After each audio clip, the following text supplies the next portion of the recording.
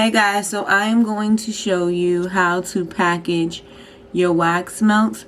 And what I do is I use a shrink wrap machine, but you can use shrink wrap bags, and you don't necessarily need the wand.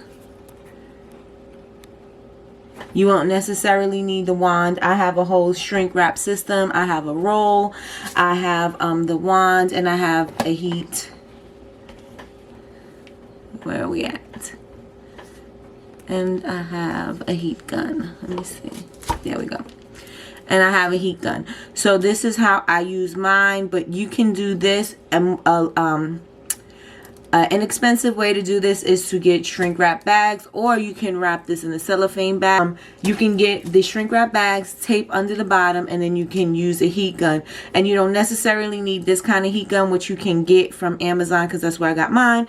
You can go to Michael's and get it, and they usually have coupons, and you can get it on a sale. So let me get into the video and show you how I shrink wrap my wax melts.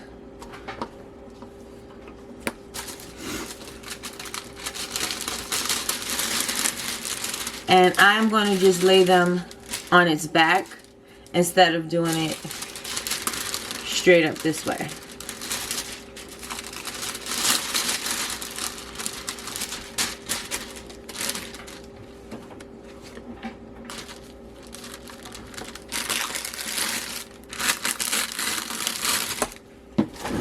And the key to shrink wrapping and not getting holes in your shrink wrap is to give it enough space in the bags. If you don't give it enough space, it is going to create a hole.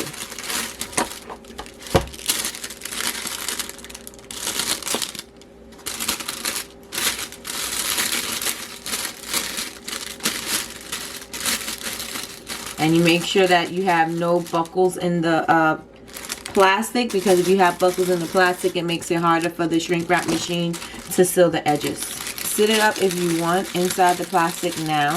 It's totally up to you.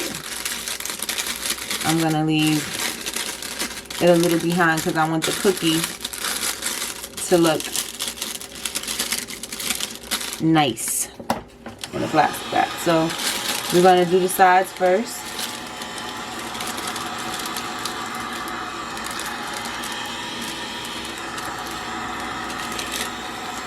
The back, and then I do the sides and the top, because I find when I do the top first, I don't get a nice finish on the plastic, so I don't do it that way. So where am I? So this is what it looks like. So I shrink wrap it first, and then I go to the next step. So you could either, to me, if I shrink wrap it, or to you too, if you shrink wrap it, you don't get smudging on the whatever packaging you put it in. So if you put it in the cellophane bag, if you put it in a clear acrylic box, you don't get this rubbing off onto the, you don't get the wax rubbing off until that the bag or the box. So I shrink wrap it first, and then I put it into whatever I'm going to put it in. These particularly I'm going to put into a box. So I'm going to finish shrink wrapping the rest, and then we are going to put it in a box, and I'll show you how that looks. My technique for smooth tops is, again, sides, the back, and then the front. And then smooth out any edges that you have while the shrink wrap is still warm. And there you have it. This is what I use to wrap my melts.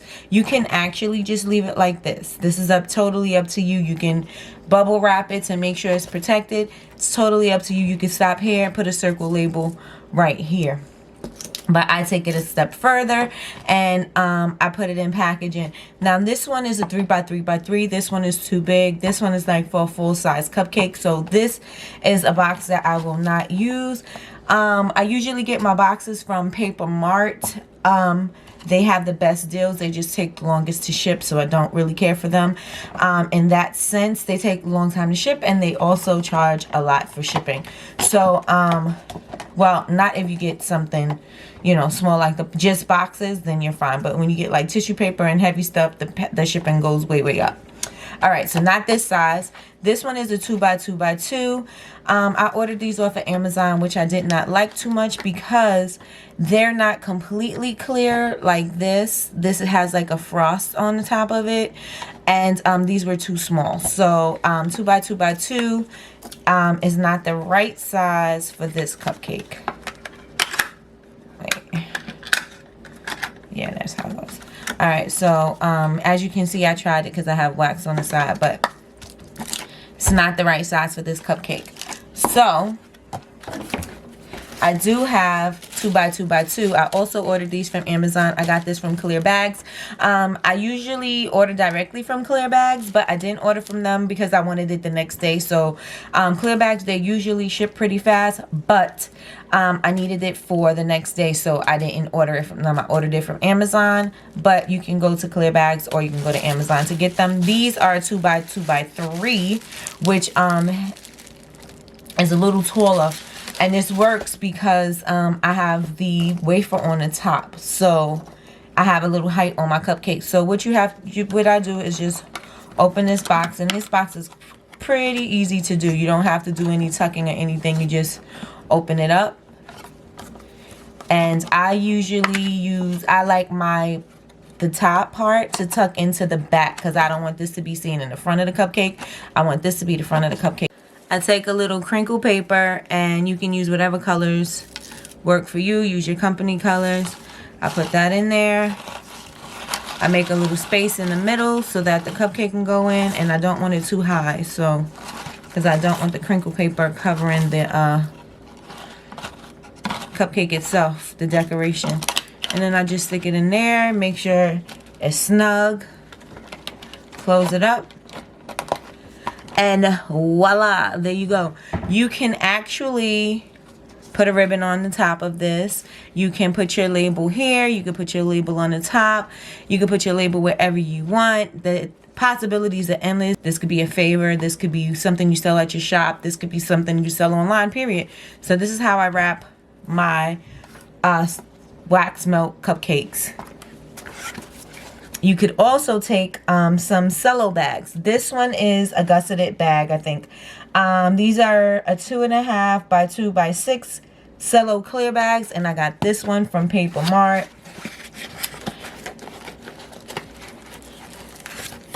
These are what the bags look like. It's not that tall. And you can take this and you can put your cupcake in the bag. Now it has a little seam in the back, so you make sure that your cupcake is facing the opposite way of the seam because you don't want the seam to mess up the look of your cupcake. Now you can take the bag and you can fold it to the back. You can put 2 holes in it and you can put a ribbon through it. You can take a piece of cardstock and decorate it, and you can fold it in half and staple it. So it could be like that. Then you can put a little hole on it and you could hang it on a rack, or you can just have it like that. You could put a little piece of cardboard at the bottom so you can have a base so that it'll sit just straight up, and then do it like that. Or you could just grab it at the top and just put the bow. And these are the ways that I package my wax melt cupcakes.